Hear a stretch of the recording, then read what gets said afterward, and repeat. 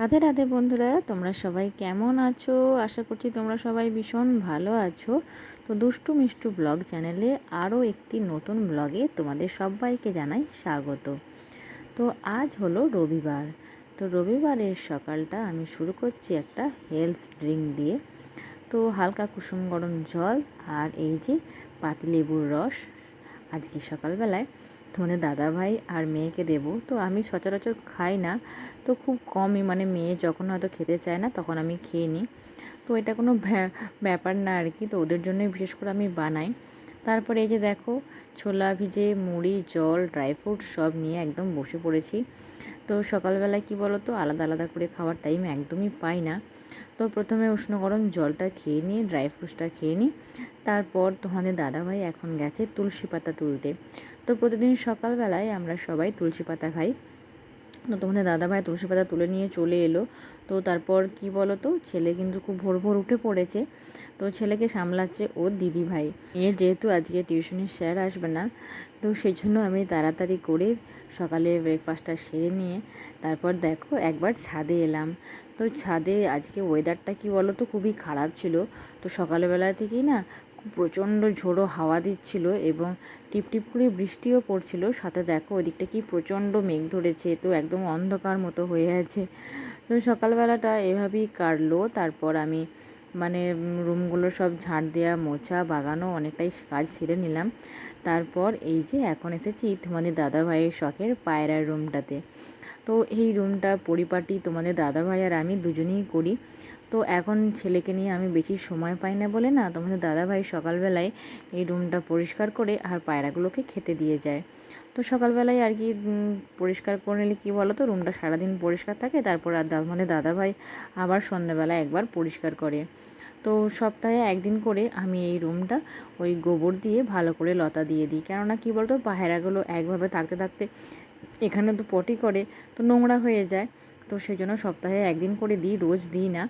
আর তোমাদের দাদাভাই ঝাঁটপাট দিয়ে আর ওদেরকে খেতে দেয়। তো পায়রাগুলোকে না ওই গম আর চাল এই দু রকমই খাবার দেওয়া হয়। তাও তোমাদের দাদাভাই আবার আলাদা থালা আছে পায়রার খেতে দেওয়ার। আর এই যে জলের একটা বড় পাত্রও আছে। তো এসব তোমাদের একদিন দেখাবো। তো আজকে না খেয়াল পড়লো না, নাহলে হয়তো আজকেই তোমাদের দেখিয়ে দিতাম। তো যাই হোক, আমি এখন এই ঘরটা ভালো করে লতা দিয়ে দিচ্ছি। তারপর কি বলো তো, ওই স্নান টান সেরে নিয়েছি জানো তো। তো স্নান টান সেরে নিয়ে ওই উনানটা ধরিয়ে দিলাম। উনানটা ধরিয়ে দিয়ে এদিকে দুধটা বসিয়ে দিচ্ছি। আর পায়রার ঘর থেকে বেরিয়ে না স্নান করে নিই, কেননা কী বলো তো, ছেলেকে তো নিতে হয়। আর আজকে এটা কী হয়েছে জানো তো, তো আমি যেহেতু আজকে অনেকগুলো কাজ করতে পেরেছি তার একটাই কারণ হচ্ছে আমার ছেলে আজকে ঘুমাচ্ছে। তো ছেলে তো এমনিতেই রোজ ভোর 5:30 বাজে আর উঠে পড়ে, মানে 6টার মধ্যে তো ওঠেই। তো ছেলেকে আজকে কী করেছি, 8:30টার সময় খাইয়ে ঘুম পাড়িয়ে দিয়েছি। তো ছেলে কিন্তু ঘুমাচ্ছে জানো তো। তো সেই সুবাদেই আমার অনেকগুলো কাজ হয়ে গেল। তো সকালবেলায় ওই যে ছেলের এই শরীর খারাপ হওয়ার পর থেকে একদম মন মেজাজটা ঠিক নেই জানো তো, বড্ড খিটখিটে হয়েছে। তো আমাকে ছাড়া একদমই থাকতে চাইছে না। তো সব সময় বায়না, কি বলো তো, আমার কাছে থাকবে আর কারুর কাছে যাবে না। তো সেজন্য আমি কোনো কাজও করতে পারছিলাম না। তো যাই হোক, আজকে ঘুমাচ্ছে বলে আমার একটু সুবিধাই হয়েছে। তো মোটামুটি ছেলে ওই 8:30 থেকে 11:30 পর্যন্ত ঘুমিয়েছিল। তো তার মাঝে আমার অনেকগুলো কাজ হলো। এই যে মুড়ি খাবার, মানে জলখাবারে মুড়ি খাবার বেগনি এবং পেঁয়াজি বানালাম। আর কি বলো তো, আমার মেয়ে না, আজ তো রবিবার, আর হাট হাট বাটে মানে চপ আর বেগনি দুটোই আসে। তো সে আমার মেয়েকে দিই না, একদমই বাইরের খাবার দিই না। কি বলো তো, ওগুলো তো পোড়া তেলে ভাজা থাকে। তো এদিকে হাট বাজার চলে এসছে। তো আজকে হাটে নিয়েছিল টমেটো, পটল, শসা, পাট শাক, পুনকো শাক, বেগুন, ঝিঙে, টমেটো, কাঁচা লঙ্কা, এইসব ছিল আজকের হাট বাজার। তো বড় মাগুলো গোছাচ্ছিল। তো স্নান টান সেরে তো ওসব করছিলাম। তো কি বলো তো, স্নান সেরে না একদম চুলটা ছাড়াই না, কেননা ভিজে চুল ছাড়ালে এমনিতেই তো চুল উঠছে, আর ভিজে চুল যদি ছাড়াই না চুল কিন্তু অনেক উঠে যায়। সেজন্য চুলটা একটু শুকানোর পর তারপর ছাড়াই, তাহলে কী বলতো চুলটা একটু কম ওঠে। তো যাই হোক, চুলটা ছাড়িয়ে নিলাম। আর আজকে না শ্যাম্পু করেছি জানো তো। তো শ্যাম্পু করলে বিশেষ করে একটু চুল শুকানোর পর আঁচড়ানোই ভালো। তো যাই হোক, তারপর তুলসী তলায় একটু ফুল জল দিতে চলে এলাম। আজ তো রবিবার, তুলসী গাছের গোড়ায় জল দেব না, তো একাদশীর দিন আর রবিবারে তুলসী গাছের গোড়ায় জল দিতে নেই। এটা হয়তো আমার অনেক দিদিভাইরাই জানে, তো সেই জন্যই আর কি আমি আজ তুলসী গাছের গোড়ায় জল দিলাম না। তো এখানটায় দেখো কত সুন্দর ফুল হয়েছে, মানে এই কুন্দ ফুলগুলো তো এখন সিজন নয়, তো এই প্রতিদিন তো জল দিই, তো সেই জন্য না ফুলগুলো কি সুন্দর দেখো, মানে শীতকালের যে সিজনের ফুল, তো তার থেকেও না এটা বড় বড় হচ্ছে জানো তো। তো সেই জন্যই আর কি ফুলগুলো তুলে নিলাম, তুলে নিয়ে দেখো এই যে গোবিন্দের চরণে অর্পণ করে দিলাম। বড় মা সকালেই বাগান থেকে সব ফুল তুলে নিয়ে চলে এসেছিলো। তো বাগানে না অনেক রকমের ফুল ফোটে জানো তো। তো একদিন ভাবছি যে বাগানে গিয়ে তোমাদের সব ফুলের গাছগুলো দেখাবো এবং ফুলগুলোও দেখাবো। অনেক রকমের ফুল ফোটে জানো তো, কিন্তু সকালবেলায় ছেলের জন্য একদমই না বাগানের দিকে যেতে পাই না। তো বাগানটা তো আমাদের বাড়ি থেকে একটু দূরে, তো বাড়ির মধ্যেই বাগানটা হলে অবশ্যই তোমাদের রোজ দেখাতে পারতাম।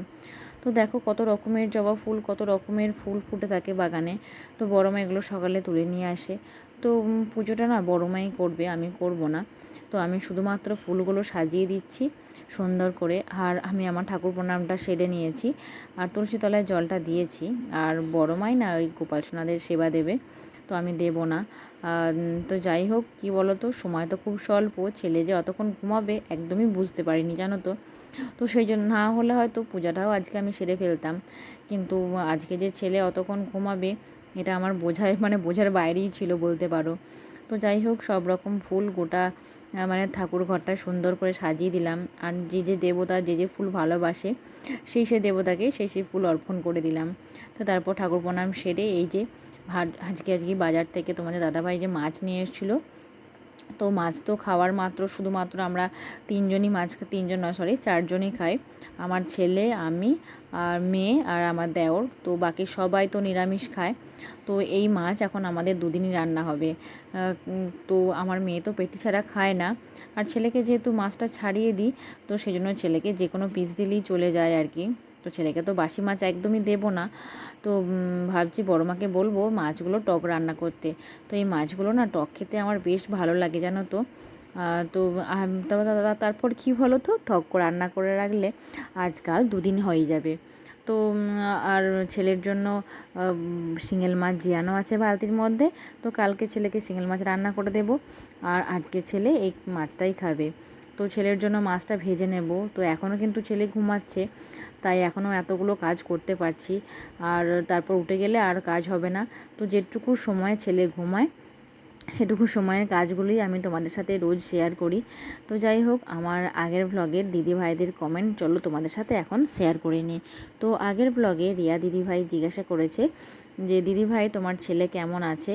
তো দিদিভাই আমার ছেলে এখন খুব ভালো আছে, মানে এমনি শরীর ঠিক আছে, কিন্তু এই যে বললাম একটু খিটখিটে মেজাজ হয়ে গেছে, তো জানি না কবে এই মেজাজটা ঠিক হবে। তো ছেলে মানে কি বলো তো, এই খিটখিটে মেজাজের জন্য আমার খুব অসুবিধা হচ্ছে জানো তো। তো যাই হোক, তুমি যে আমার ছেলের কথা আমাকে জিজ্ঞাসা করেছো, আমার তাতে না খুব ভালো লেগেছে। তো এভাবেই আমার পাশে থেকো এবং আমাকে সুন্দর সুন্দর কমেন্ট করো। এছাড়াও টেস্টি অফ বেঙ্গল থেকে দিদিভাই কমেন্ট করেছে, ঋতুপর্ণা নাগ দিদিভাই কমেন্ট করেছে যে ঠিক বলেছো দিদিভাই, তোমার ভিডিওটা আজকে আমার খুব ভালো লেগেছে। তো সত্যি কী বলো তো দিদিভাই, আমাদের গৃহিণীদের জীবনটা যেন একরকমই, তাই না? আমার জীবনে যা মনে হয় তোমার জীবনেও হয়তো সেটাই একই রকমভাবে হয় জানো তো। তো সেজন্য যে কোনো জিনিস দেখবে আমাদের মেয়েদের খুব একটা তড়িতপাত হয় না সব কাজেও এবং সব জিনিসের এমনকি সব সম্পর্কেও। তো যাই হোক, দিদিভাইদের কমেন্টগুলো তোমাদের সাথে শেয়ার করে নিলাম, আর আমি তো আমার প্রত্যেক দিদিভাইদের বলবো যে এভাবেই আমাকে সুন্দর সুন্দর কমেন্ট প্রত্যেক দিন করো। তো ছেলে ঘুম থেকে উঠে গেছে, কিন্তু তোমরা হয়তো বিছানা দেখেই বুঝতে পারছো। তো ছেলে যেহেতু খুব সকালই ঘুমিয়েছিল, তো সেই জন্য তখন সকালে আর বেডশিটটা চেঞ্জ করিনি। এবং কি বলো তো, সকালের দিকে তো ওয়েদারটাও খুব খারাপ ছিল বলতে পারো। তো সেই জন্য বেডশিটটা চেঞ্জ করার আর সাহস পাইনি। তো সেই জন্য বেলার পর একটু ওয়েদারটা ঠিক হওয়ার জন্য বেডশিটটা চেঞ্জ করে দিলাম, এবং কি বলো তো বিছানাটা সুন্দর করে গুছিয়ে বাগিয়ে নিলাম। তো ছেলে তো ওই 8:30টার দিক করে ঘুমিয়েছিল, তখন না সেরকমভাবে বিছানাটা সুন্দরভাবে গোছাতে পাইনি এবং একটু পরিষ্কারও করতে পাইনি। তো এদিকে ছেলে কিন্তু ওর পিমনির সাথে খেলা করছে ডাইনিংয়েতে। সেই সুযোগে আমি ওকে দেখতেও পাচ্ছি এবং বাড়ির যে অন্যান্য কাজগুলো সেগুলোও করে নিতে পারছি। তো বিছানাটা সুন্দর করে গুছিয়ে নিলাম। হ্যাঁ, এবং কি বলো তো, বিছানা সুন্দর থাকলে আমার মনও না খুব ভালো থাকে। তো যাই হোক, ছেলে ডাইনিংয়ে যেহেতু খেলছে, তো ভাবলাম ডাইনিংটা একটু বাগিয়ে নিই, মুছে নিই।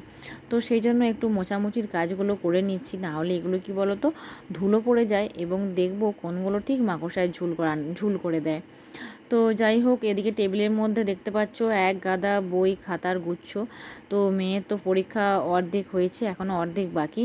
তো যে যে খাতাগুলো লাগবে না, মানে ভর্তি হয়ে গেছে, সেগুলো বাতিল করে দিচ্ছি এবং একদিকে বই এবং একদিকে খাতা এগুলো রেখে দিচ্ছি। কেননা মেয়ে যখন দুটো রুমে পড়াশোনা করে, কোন দিকে যে কোন বই খাতা রাখে কিচ্ছু খুঁজে পায় না। তো সেই জন্য আমাকে এগুলো মাঝে মধ্যে মেনটেন করতে হয়। তো একদিকে খাতা একদিকে বই করলে কি বলো তো, ও নেওয়ার সময় সুবিধা হবে এবং রাখার সময় সুবিধা হবে। তো সেই জন্য একদিকে খাতা করে দিলাম, একদিকে বই করে দিলাম। আর যেগুলো পরীক্ষা হয়ে গেছে সেগুলো নিচের দিকে রাখলাম, আর যেগুলো পরীক্ষা হয়নি সেগুলো উপরের দিকে রাখলাম। তো সুন্দর করে বইগুলো গুছিয়ে দিয়ে, আর এই যে টেবিলের উপরে, টেবিলে নয় সরি, আলমারির উপরের দিকে রেখে দিলাম। ছেলের জন্য তো এখন নিচে কোনো জিনিস রাখার উপায় নেই, নিচে না হলে আগে থাকতো। তো ছেলে সেগুলো সব নামিয়ে ছিঁড়ে ফেলবে বইগুলো। তো সেই জন্য এই উঁচু জায়গাটার মধ্যেই রাখা থাকে। তো দেখো, একদিকে খাতা একদিকে বই রেখে দিলাম, আর এদিকে আমার বোনঝির জন্য কেনা এই খেলনাটা একদিকে রেখে দিলাম। তো এখনও বোনঝির সাথে আমার দেখা হয়নি খেলনাটা কেনা থেকে। তো ভাবছি ছেলের মেয়ের পরীক্ষা হয়ে গেলে দুদিনের জন্য বাপের বাড়ি যাব। তো কী বলো তো, ওই ছেলে এমন দুষ্টুমি করছে আর এত খিটখিটে মেজাজের হয়ে গেছে, সেই জন্য আবার চিন্তা করতে হচ্ছে যাব কি যাব না। তো এদিকে টেবিলটা সুন্দর করে মুছে দিলাম, বাগিয়ে দিলাম, আর টেবিলের নিচটা একটু মুছে দিচ্ছি, ধুলো পড়ে গিয়েছিল। তো রোজগার তো সময় পাই না ছেলে নিয়ে, তো যেহেতু আজকে একটু সময় পেলাম, তো সেই জন্য মুছে পরিষ্কার করে নিলাম। তো বন্ধুরা, আজকের ব্লগটা এখানেই শেষ করলাম। রাধে রাধে।